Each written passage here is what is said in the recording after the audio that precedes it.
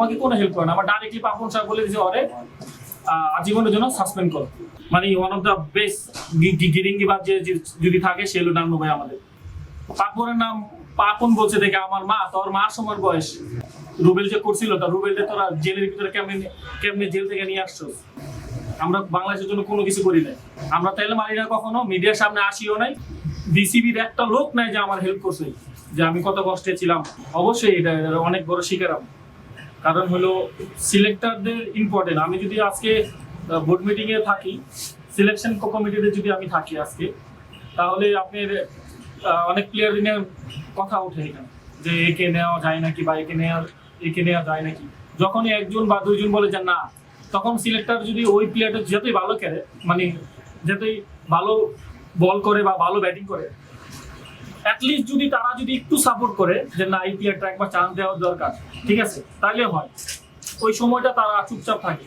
মানে এখানে নর্মালি সবকিছু ছিল তাদের দলের ভিতরে, কে পছন্দের ক্রিকেটার, কে ধরেন একটু ভালো খারাপ খেললো তাকে একবার সুযোগ দেওয়া উচিত, ঠিক আছে, এরকম ছিল আমাদের একটা ক্রিকেটে। বা লাস্ট যে বোর্ডটা ছিল ক্রিকেট বোর্ডের, যা আমলিক সরকার যারা ছিল তারা একটু এরকমই ছিল। এটা হলো বাস্তবতা, এটা শিকার আমিও নিজেও করছি ভাই। কারণ হলো আমি অলমোস্ট 39 টেস্ট ম্যাচ খেলছি, 39 টেস্ট ম্যাচ। তো আমি অপারেশনের পরে দেখেন আমার একটা প্রবলেম ছিল যে আমি জেলেও আছি, সেটা জানেন, একটা মামলা হয়েছিল। তো আমার সত্যি কথা যেটা, আমার ক্রিকেট বোর্ড কোনো হেল্প করে নাই। মানে যেরকম অন্য সব ক্রিকেটারে হেল্প করে যেরকম, আমাকে কোনো হেল্প করে না। আমার ডাইরেক্টলি পাপন সাহেব বলে দিয়েছে ওরে আজীবনের জন্য সাসপেন্ড করো। আমার সাসপেন্ড করে দিচ্ছে জিনিসটা থেকে, আমার সাসপেন্ড সঙ্গে সঙ্গে করে দিচ্ছে। আমার এক পরিমাণ তারা বের করে না যে এটা কি আমি করছি কি করি নাই, নিউজ আসছে, ঠিক আছে, তারা এটা বিশ্বাস করে দিচ্ছে তাকে সাসপেন্ড করো। আচ্ছা, তার আগে যে রুবেল যে করছিল, তা রুবেলটা তোরা জেলের ভিতরে কেমনে জেল থেকে নিয়ে আসছো, কেমনে বোর্ড মেম্বার কেমনে গেছিল এখানে হেল্প করার জন্য, 3 দিনের ভিতরে তারা সবকিছু করে ফেলছিল। হ্যাঁ, ও ওয়ার্ল্ড ক্লাস ফাস্ট বোলার ছিল, আমরা বাংলাদেশের দোন সামারকার ফাস্ট বোলার ছিলাম। আমরা বাংলাদেশের জন্য কোনো কিছু করি নাই, দল সবাই করছে। শুনেন, নর্মালি ক্রিকেটের জন্য সবাই যতগুলো প্লেয়ার ছিল, যারা তেল মারছে, তারা সবাই ন্যাশনাল টিম অনেকদিন খেলছে। আমরা তেল মারি না কখনো, মিডিয়ার সামনে আসিও নাই, ঠিক আছে, কারোর সাথে আইসা বলতেও চাই নাই, কেন আমার কোনদিন এরকম কোনো ইচ্ছা ছিল না। আমার সাথে যে যা কিছু করছে, যার বিচার সব আল্লাহ করবো, ওটা নিয়ে আমি কোনোদিন এত বেশি ওয়ারিড ছিলাম না, কারণ আমার অ্যাবিলিটি কতটুকু ছিল সেটা আমি জানতাম। তারপরে আমি ওইখান থেকে আসছি, যিনি একটা জিনিস দেখেন, আমি কন্ট্রাক্টেড প্লেয়ার ছিলাম ন্যাশনাল টিমে 2015-এ, আমার যখন লিগামেন্ট ছিল, তারপর এই ঘটনা ঘটতো, আমার কন্ট্রাক্ট থেকে বাদ দিয়ে দিয়েছিল। আমার একটা বিসিবির একটা লোক নাই যে আমার হেল্প করছে, যে আমি কত কষ্টে ছিলাম। আমার আব্বু একজন মুক্তিযোদ্ধা ছিল, ফ্রিডম ফাইটার, আর্মি পার্সন। আমার মা এখানে আসছিল, আমার মা খালি বলছিল একটা কথা, যে পাপন সাহেবের কাছে রিকোয়েস্ট করবো যে একটু আমার ছেলেদের দেখার জন্য। এই কথা কেন বলছিল? এটার জন্য তারা সবাই মুখ ফুলে ছিল। কি পাপনের নাম পাপন বলছে দেখে আমার মা, তোর মা সময় বয়স, ঠিক আছে, আজকে হয়তো এই কথাগুলো বলতেছে, ওই সময় তো বলার কোনো সুযোগ ছিল না। ক্রিকেট বোর্ডে ঢুকতে দেন আমার 2 বছর, আমার ন্যাশনাল লিগ থেকে বাদ দিয়ে দিছে। ন্যাশনাল লিগ থেকে বাদ দিয়েছি আমি, ন্যাশনাল লিগে 2018-তে আমি হাইস্ট উইকেট থেকে রয়েছি আমাদের এখানে ফাস্ট বোলারের ভিতরে। তো আমাদের প্ল্যান ছিল যে আমারে তারা জিম্বাবু সিরিজ খেলাবে।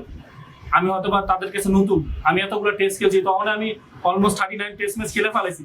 তখন তারপরে তারা আমাকে নিয়ে যাচাই করবে, এই টিমে দিল, ঠিক আছে, এই টিমে বৃষ্টির জন্য বল করতে পারি না, তারপর বাদ দিয়ে একবার নিল নতুন ফাস্ট বোলার। তো আমার কথা হলো একটা প্লেয়ারের সাথে তো কতটুকু ন্যায় ইনসাফি করছিস সেটা দেখ। আজকে এই সিলেকশনে আজকে আছে আপনার এই সুমন ভাই আছে, শুধু খালি নান্নু সাহেব নাই, ঠিক আছে। মানে ওয়ান অফ দ্য বেস্ট গিরিঙ্গিবাজ যদি থাকে সে হলো নান্নু ভাই আমাদের। নান্নু ভাই একজন ছিল, কানে কম শোনে, তারপরে সুমন ভাই আছিল, তারা সবাই জানে, তারা সবাই এগুলার ভিতরে খেলে। আমার কথা হলো শুনেন, এখন আমাদের দেশ ভাই স্বাধীন করছে, আমরা সবাই মিলে আমরা স্বাধীন করছি, সবাই, প্রতিটা মানুষ।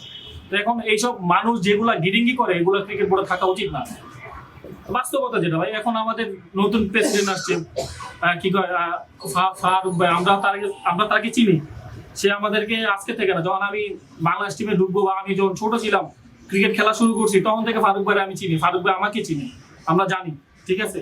তো উনি অনেক অনেস্ট পার্সন, উনি যা বলে স্ট্রেট ফরওয়ার্ড কথা বলেছে। এটা আমি আগেও বলছি, এবং উনি যখন সিলেকশনে ছিল তখন আমরা জানি উনি স্ট্রেট ফরওয়ার্ড কথা বলে। ওনার কাজ যদি কারোর কাছে ভালো না লাগে উনি আস্তে করে সরে যায়, এরকম মানুষ। বাট উনি ধরেন কেউ ওনার লগে আগে পিছনে সামনে কথা বলে, এগুলো উনি একদম পছন্দ করেন। তো ওনার কাছে আমি এটা বলবো, এই নিউজ অথবা সবার কাছে যাবে, যেটা বাস্তবতা সেটাই। এখানে সবাই ফায়দা লুটছে, ঠিক আছে। কিছু আছে, আমরা ফাস্ট বোলার ছিলাম, বাংলাদেশ টিমে খেলছি, যতটুকু খেলছি, ঠিক আছে। হয়তো আমাদের সময় ওরকম ব্যাটিং আমরা যদি ভালো বোলিং করি অথবা ব্যাটিং এ ক্লপস করছি, বা ব্যাটিং ভালো করলে বোলিং এ ক্লপস করছি, ঠিক আছে। এখন বাংলাদেশ টিম ভালো খেলতেছে, এইসব সিলেকশন, এইসব ধরেন আপনার এই যে লাইকিং জিনিসটা বাদ দিতে হবে, যে ভালো খেলবে তারাই সুযোগ দেওয়া উচিত। এটা হলো আপনার বাস্তবতা।